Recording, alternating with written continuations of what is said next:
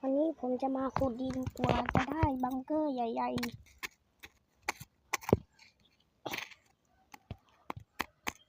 ซึ่งผมจะขุดดิน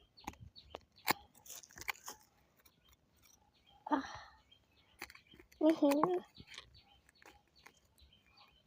เราจะไม่ย่อท้อนะครับทุกคนเพราะเรา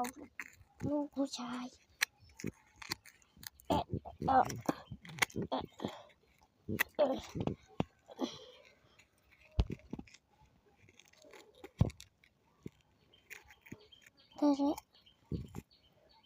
ช้อนก่อนสงสัยต้องขอเอาอันไหน